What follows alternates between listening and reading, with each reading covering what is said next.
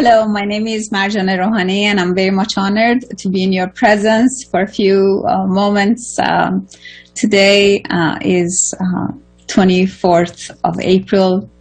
The year is 2022, and in Farsi, or in Iranian calendar, today is 4th of Ordibihesh, 2581, that we celebrate today Reza Shah the Great coronation anniversary. Many Iranians came on social media and posted many pictures, beautiful pictures of coronation, thanking him for establishing the modern Iran, because after the Qajar dynasty and giving up so much land and just very wasteful management of Iran, and as we see actually the wasteful management of the whole world at this moment by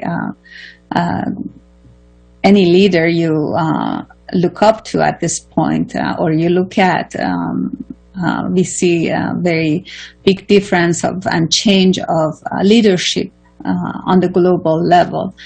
But anyways, there is a lot of misinformation or disinformation or malinformation about Reza Shah the Great, and essentially the Pahlavi dynasty, and Iranians essentially have come to the streets after 1979 takeover of essentially multinational corporations and foreign, foreign interventions, or essentially a coup d'etat in Iran in 1979, after Shah of Iran left to come to the United States to just sit down with the then President Carter to really negotiate and see how they can co-manage the situation that was rising through propaganda, which is a huge topic to talk about in actually psychiatry and psychology of us, all of us, and how events evolved from then on, and he was not allowed to even come to his destination, which was essentially to the United States of America, because he was a very accomplished politician, speaker, and very well versed in multilingual, and a lot of us only speak maybe 2 languages, and I know I've been living in the United States for many years and I haven't been able even to lose my accent. And if you listen to Mohammad Reza Shah Aryamehr, Shahanshah Aryamehr, he speaks languages fluently without accent, and it's quite an honor for Iranians to have basically given this opportunity to the world to see how great leaders can lead, and how people who are not capable of should step aside and let the great people, or people who are versed in their profession in politics, or have interest in really doing a lot of sacrifices. For example, I can to improve other people's lives. For example, when Queen of Iran, or Shahbanu Farah Pahlavi, with children, she is traveling to various areas in Iran. She has to leave her kids and do a lot of sacrifice to leave her kids in school, or do a lot of sacrifice to kind of go to even smallest villages and hug everyone, sit down with everyone, smile at everyone, give hope to everyone. And it's a personal sacrifice that we see in great leaders, and we all have to basically look and admire and acknowledge that. Actually, if we don't want to admire it, or we don't want to do it, that's a personal choice.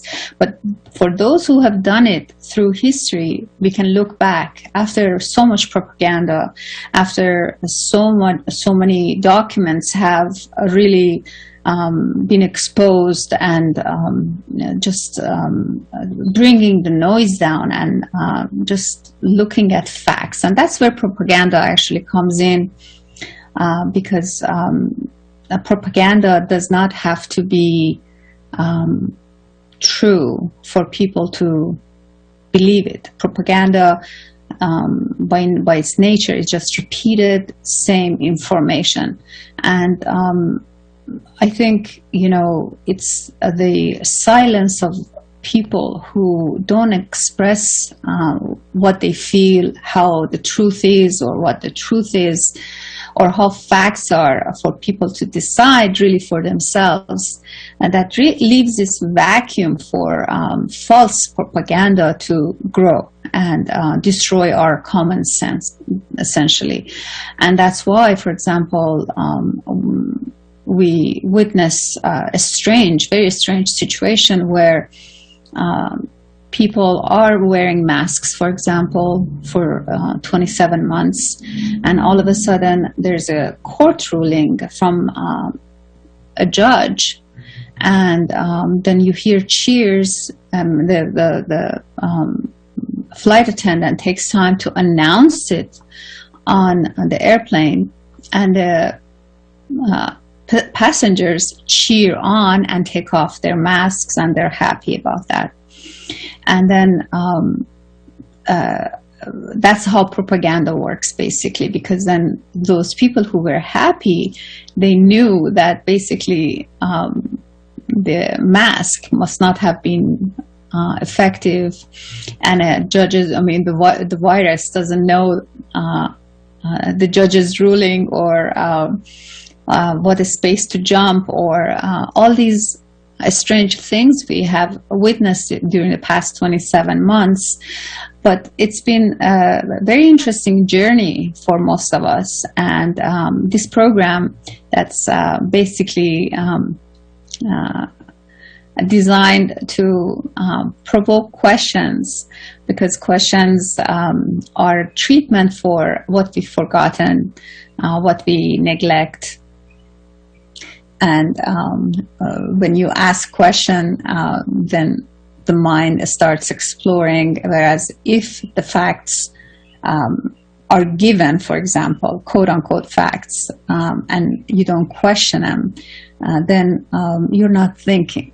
It's like the navigation system in the car, where a lot of scholars actually are worried about human beings losing their navigation center because of the new technology, because we cannot figure out even from going from home to work, for example. But anyways, going back to the issue of propaganda, the reason I want to talk about it is because for many years we see some books, a lot of books, even from scholars from very well-known universities, when they talk about Reza Shah the Great, the first Pahlavi, who really amazingly was a incredible human being, number one, is depicted in a very wrong light, I want to say, or in a sense, very wrongfully, and presented with wrong information. So when something like this happens, then diplomats, people who are in politics, leaders of other countries cannot really judge or decide or know how to negotiate with a great nation that has history of negotiation, trading, and amazingly no slavery, basically. And the first thing, Reza Shah, one of the things that he did with one order, and which is handwritten, as a matter of fact, he denounces and cancels and basically abolishes slavery in Iran, which had become something that Iranians were not accustomed to until the Islamic invasion in 1400 years ago. And that's an important, essential part of his character that is mostly forgotten. And we know, for example, even the Civil War in the United States was not even about abolition of slavery. It was about other things that American scholars talk about. But humanity was a very basic part of what Reza Shah was about, and that's what Iranians are about. And for us, I want to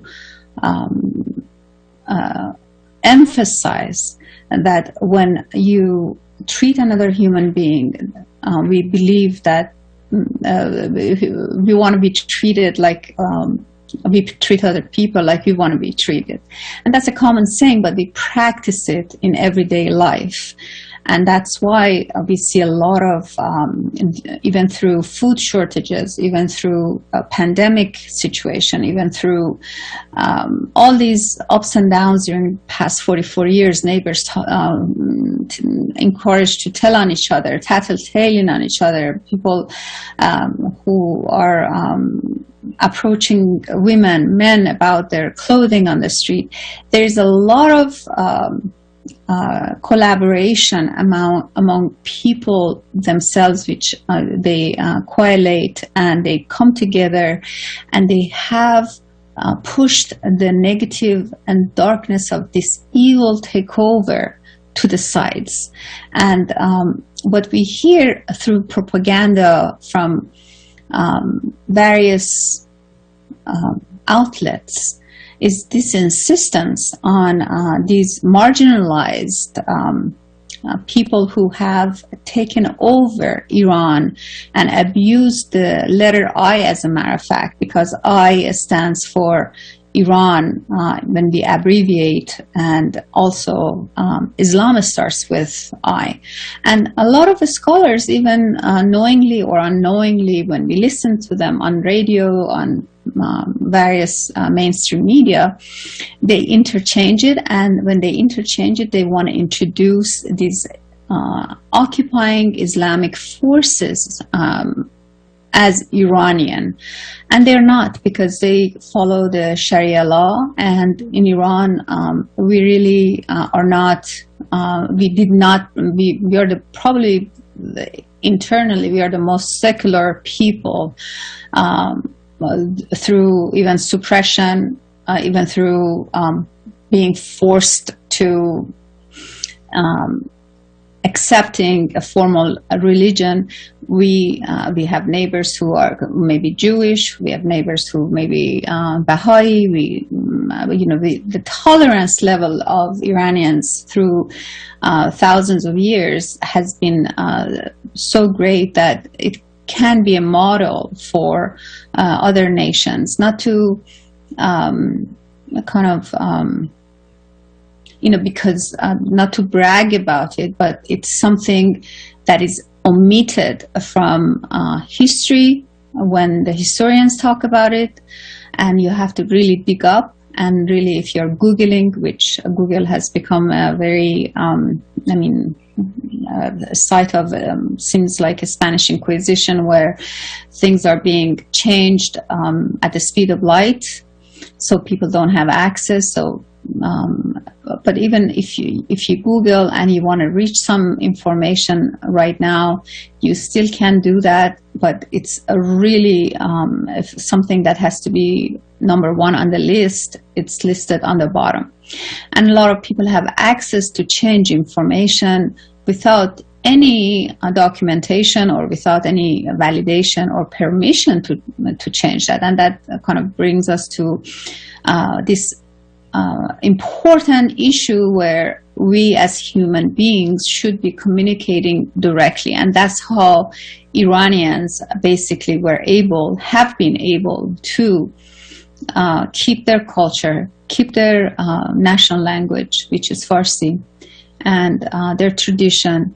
and their moral values, their values, as a matter of fact, through history. And that's why, for example, you see after 1400 years, when Mohammad Reza Shah the Great, Aryamer, puts the crown, or during coronation, puts the crown on the first lady of Iran, Shahbanu Farah Pahlavi, the society cheers because that's who they are. It's not something that now a lot of media try to translate as nostalgia, that we embrace it. No, we've had Iranian women who've been leaders, who've been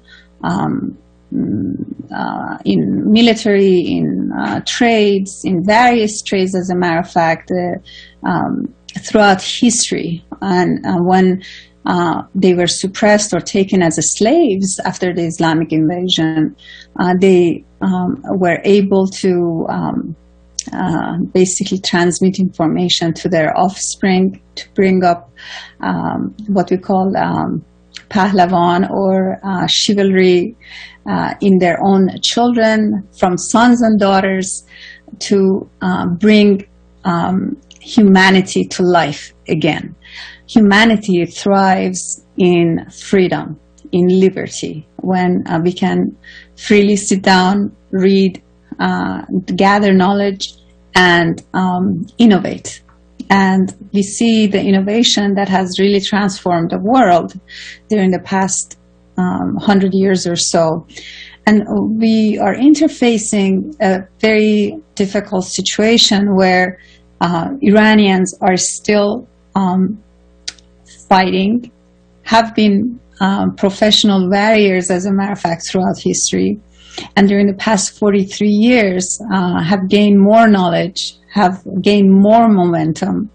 And this is a amazing observation to see how a generation who has not seen things in person, or felt innovation, or felt liberty, or in person, they are very much more in touch with reality than the media is. And they despise, as a matter of fact, they despise media. They put their own version and what they have felt, and what they have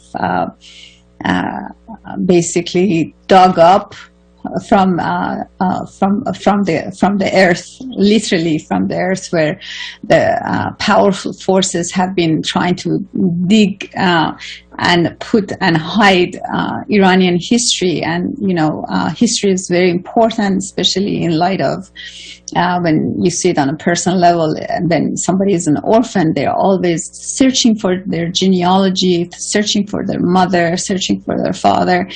And so this finding out who you are in the background is very, very important in history.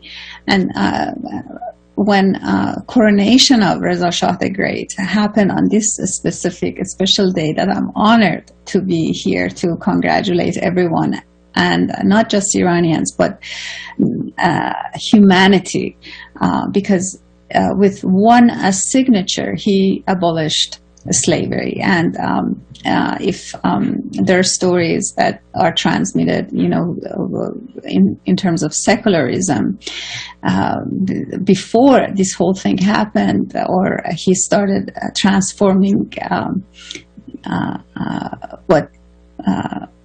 what was left as a duty for him, and he became very invested, and in about 16 years transformed, worked 24/7. I think he's famously slept not even 6 hours a night, and he was famous that he would not take off his boots, because he would be ready to run and do the work, and he would be at an appointment to see if the work was done by the people who were supposed to do the work before those people showed up.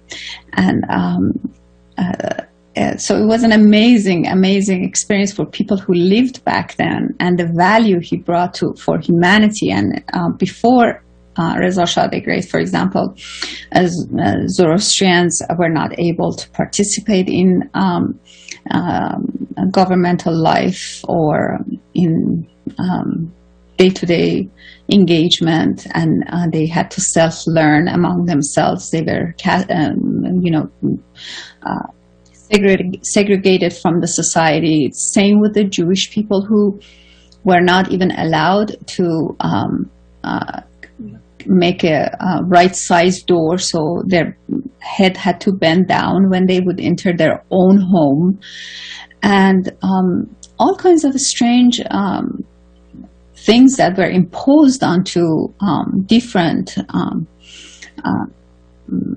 I want to say, flowers of the rug, because Iran is famous for Persian rugs, of course, and the most beautiful woven rugs that you see even on rock concerts. They have, and in every room, in any place you go, and outside Iran, in the castles, when you go visit, you see the Persian rugs everywhere, and they're quite colorful. And that's how Iranians are: colorful, different, and they get along. And so this whole start of new era in Iran by Reza Shah the Great. He was born on March 15, 1878, March 15, 1878, and he lived until July 26, 1944. And if anybody is on social media, they can see it's not his birthday or the day he was basically sadly died in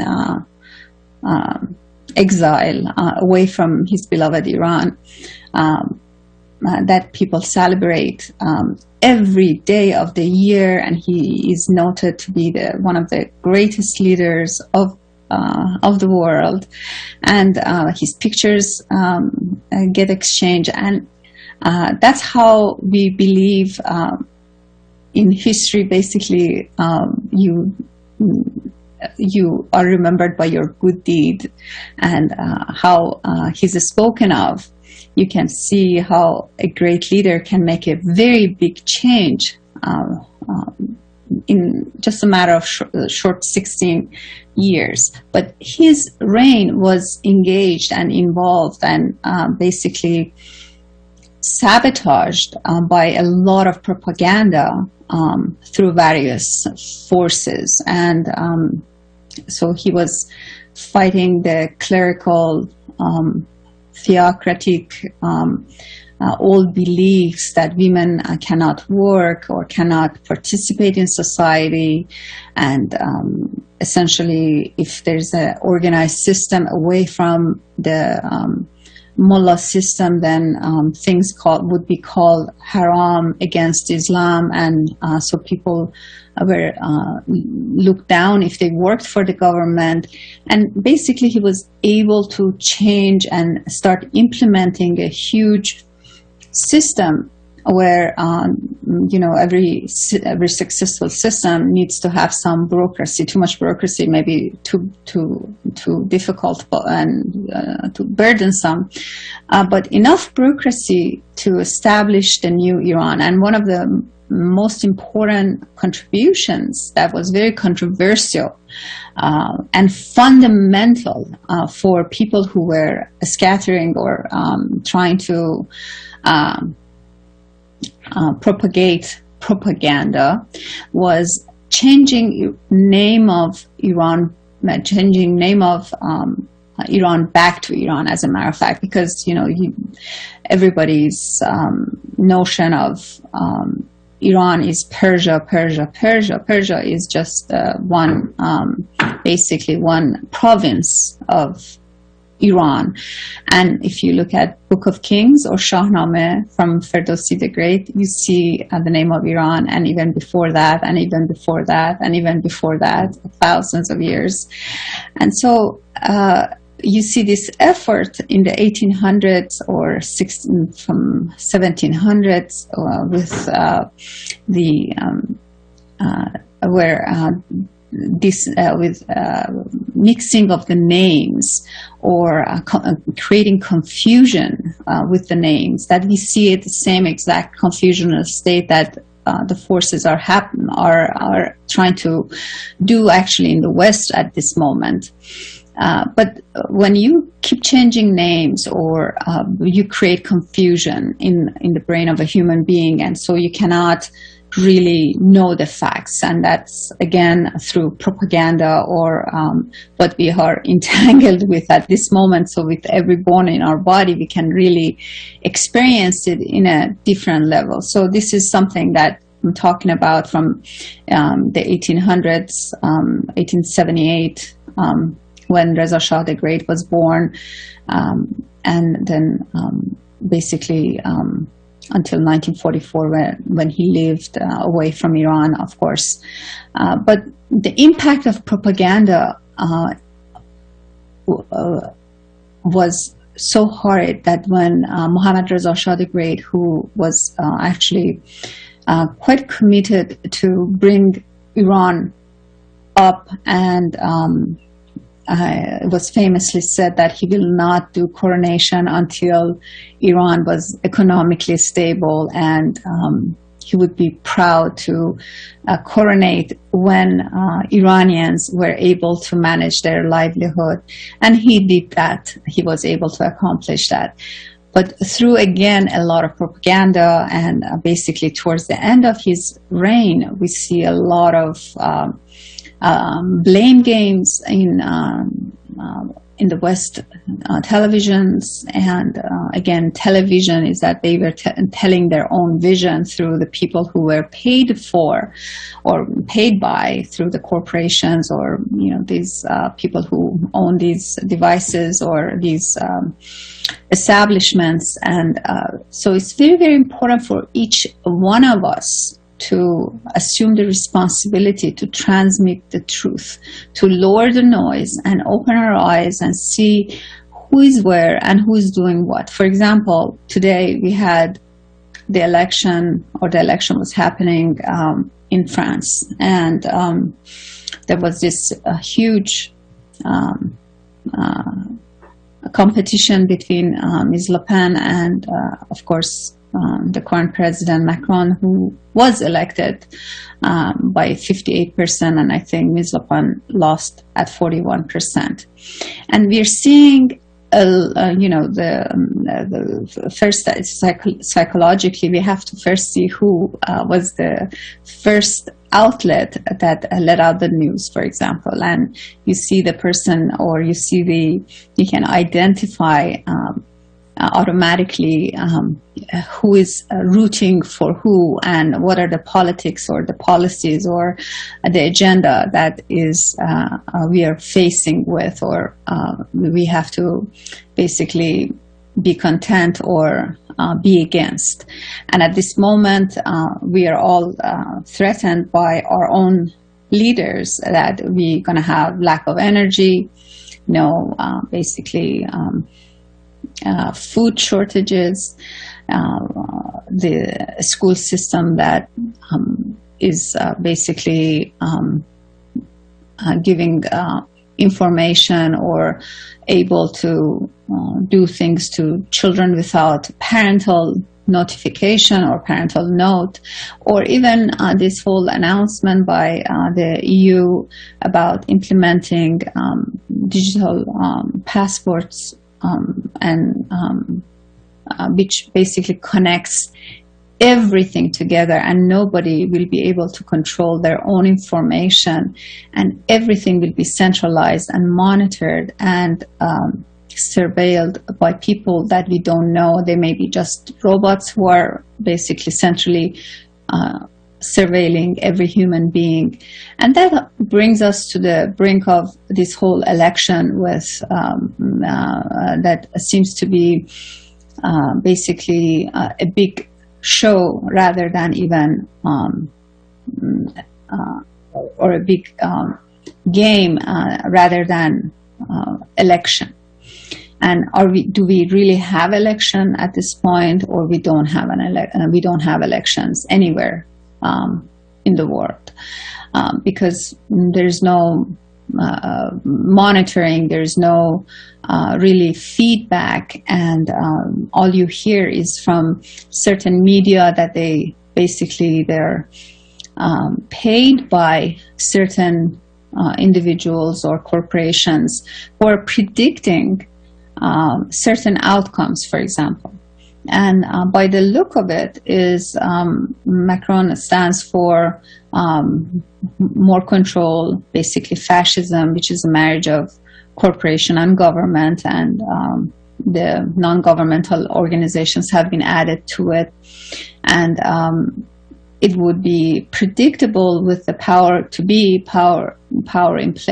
in place, as a matter of fact, that if Macron would not be elected, then there would be a huge wave created in the European Union, because European Union is a union of these leaders who basically sit down and then start choosing people who are not elected by people directly, so they can manage their own policies and implement their own policies without the real people on the ground having any say about what is about to happen, including these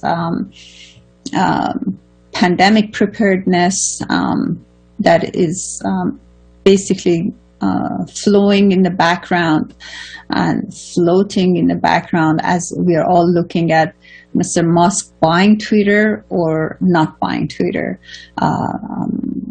or looking at somebody getting slapped at the Oscars, or just some information that I want to call weapon of mass distraction, as a matter of fact, where we all look a certain direction and then we cannot even think anymore. And that's the propaganda disabling humanity away from looking at facts, considering facts, truth. And looking at facts and truth is not just looking. When you look, you are able to process information away from the noise and reach at your own conclusion. And a lot of us in Iran, we call it common sense or a common consensus. And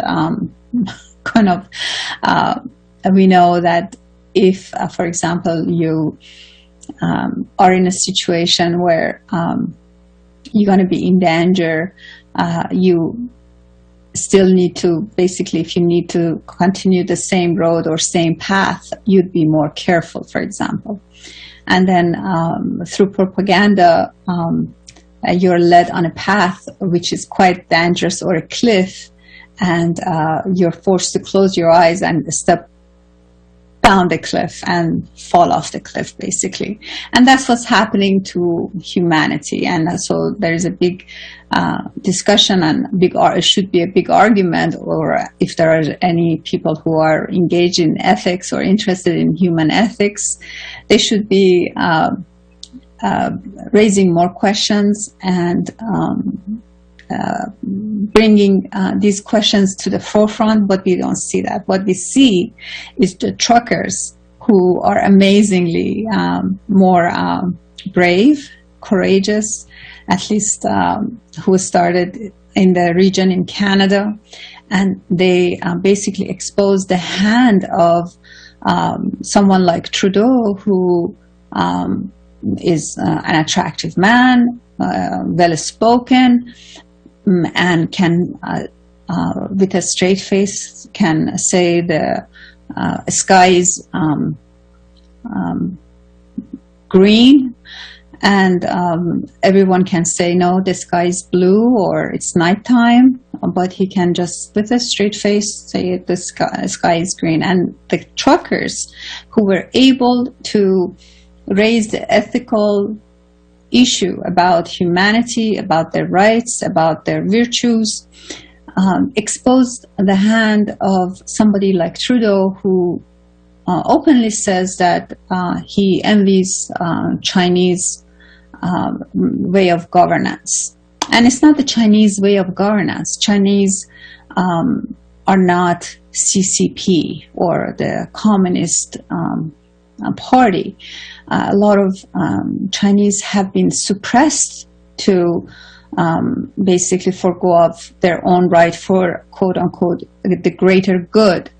And you see their clips that they are sending outside the country and exposing their own CCP and their own government, basically their own government tyranny on them. They're being starved. They're jumping off the rooftops, off the window, because they're so frustrated and locked down. But someone like Trudeau comes and says, I envy the Chinese because they can implement whatever, and he proved it. He proved that he follows that the Communist Party line, where when he basically froze the bank accounts of the truckers or whoever had helped them out, and you saw the most peaceful people thinking the same, shaking hands, holding sermons, holding singing together, and helping each other in the winter months. Canada can get pretty cold, but they showed their humanity, and they were team humanity. They are team humanity, but they are suppressed. Does that mean the people in Canada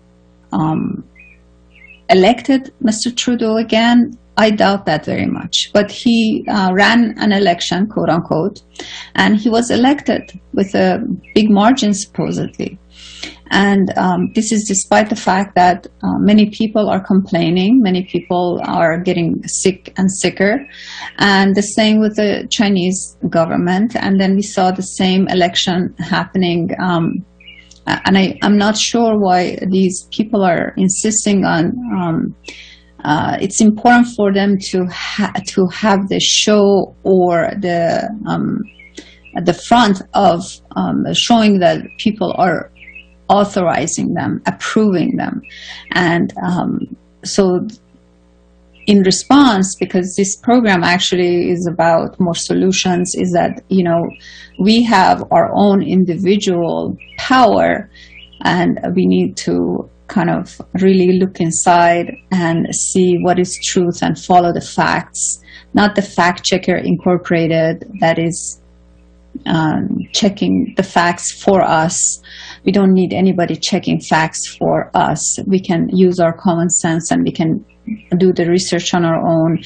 And I think, most of us didn't prefer to do it on our own, because we have our jobs, we have our families to take care of, we have our obligations. But really, when humanity has come to the brink of falling off the cliff and going in a direction where no constitution in modern history has supported it. As a matter of fact, we have constitutions that embraces human rights, and the Constitution of the United States by itself, was actually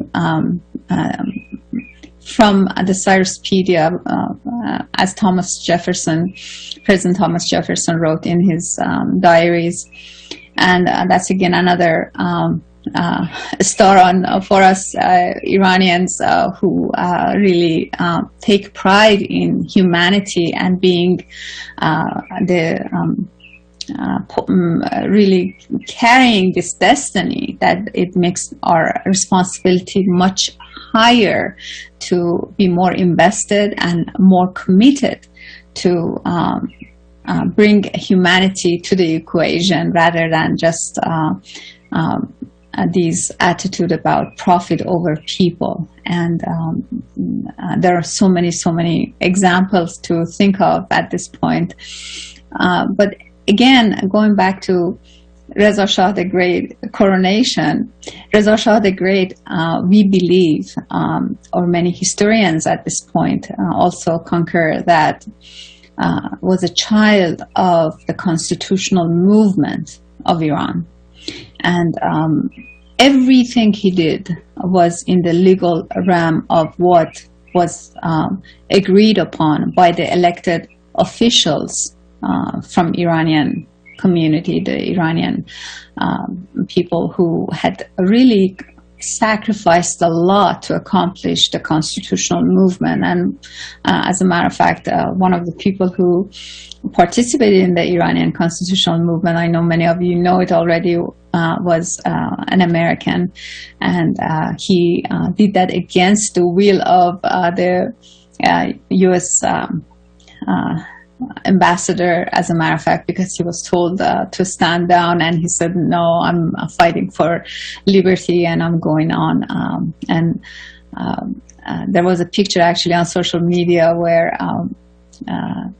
some activists had gone to his gravesite in Iran and had decorated it with flowers and took pictures. And that's the nature of Iranians, to really appreciate, say thank you, and embrace humanity again. And if we don't have humanity, if we don't respect each other, if we don't love each other, then everything is out the door, basically. Because, if you're setting everything by algorithm, or you want to change and control every human being on this planet, or give the order to decapitate or order the demise of every person, because as we look at history at this point, you cannot not look at the documents that Mr. Kissinger wrote up in a rush and presenting to the President of the United States that he was fearful of the overpopulation, and that people needed to be gotten rid of, basically. And the President of the United States basically making it into law. I think President Ford did that, as a matter of fact. And then ever since, we see a big change in policies, and policies in the United States are quite important, because it's such a big country who believes in truth, Constitution, Bill of Rights, and has been a source of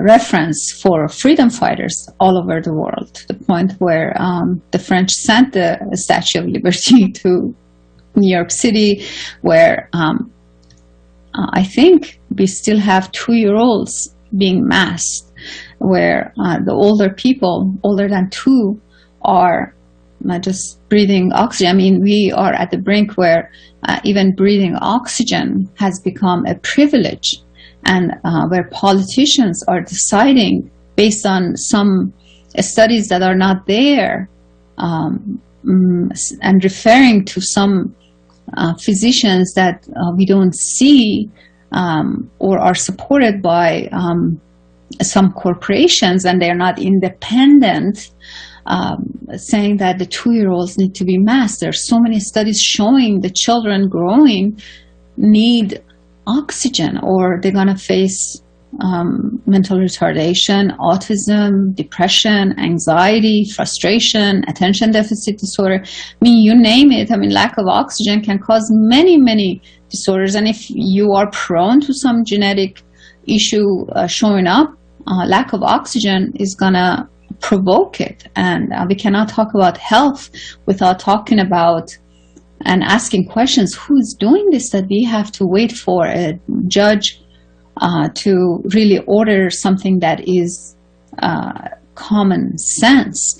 And sometimes I ask myself, for example, when thinking about Reza Shah the Great abolishing slavery after 1400 years in Iran, just with one signature, and implementing a few laws, and really punishing those who were doing human trades or doing horrid things. Sometimes I wonder if we went back in history and now talking about racism and talking about human traits. If you are just passing by a human market and they are marketing an individual, woman, child, man, of any color, what would you do? Would you just stand by and say it's not my business because I'm not into politics, or I don't want to interfere? Or would you go and watch and even commit a horrid crime of purchasing or buying a human being? or just walk away or participate? I mean, these are the questions we need to ask ourselves. What would we do? Because we are seeing that at this moment, and we are seeing that in a lot of fiction presented as facts. For example, in recent history, if we look at the past 100 years, the only person who has had higher, I want to say, melanin content under their skin is the late princess who moved to the United States or Canada or somewhere, I'm not sure, Meghan, who married Prince Harry, by the way. And the rest of them, they have not been, they haven't had any content of melanin under their skin. Whereas the movies, the films that are being portrayed right now, you cannot see, you cannot unsee this situation where people who were not who even part of the royalty, portrayed as having higher melanin content. And I intentionally use this comment because I don't think we can call somebody black or call somebody African American or African this or African that, because not everybody who has a higher melanin content under their skin is from a certain region. And we do have higher melanin content, for example, in southern Iran, but they're not from Africa. And people who were born in the United States of America, a lot of them, when they mention them as African American, their background may not have been even from Africa. So basically, mentioning the importance of words, how we categorize and classify individuals or person based on something that has nothing to do with their behavior or with their actions, or basically jeopardizing humanity based on appearances. For example, if somebody is, if a lot of people from a certain region have higher fat content, you don't call them fatties, and you don't call them by the way they appear, or they are at a certain size. So these are the issues that we are basically facing at the moment, where people are being segregated, divided, and the issue of injections and all these medical information that has been private since eternity to become public information, and for physicians not to even be able to really have a private conversation with their own patient, and everything to be basically online and exposed to any cyber attack or this central information that is being established, or this fear of if you're caught saying certain things, it's really threatening the meaning of being, and more importantly, being a human being. And I know a lot of Iranians during the past day, they were quite upset, and to say the least, about this Iranian tiger. I think that's what they call him, tiger. I don't know the genre, their species, but the Iranian tiger that lives in northern Iran, and that was killed. And so basically, we're talking about, if we don't have humanity, then we don't have judgment not to, we cannot even have enough judgment to how to treat other creatures that we share this planet with in a just way. And we see our own integrity, our own biology, our own decision making, our own way of thinking, our own values. And everybody holds different values, different religions, different beliefs that is being attacked. Now, going back to the same judge, basically, who said, don't wear a mask, and all these people who cheered up, I think, the question should have been, do I want to wear a mask? Do I need to wear a mask?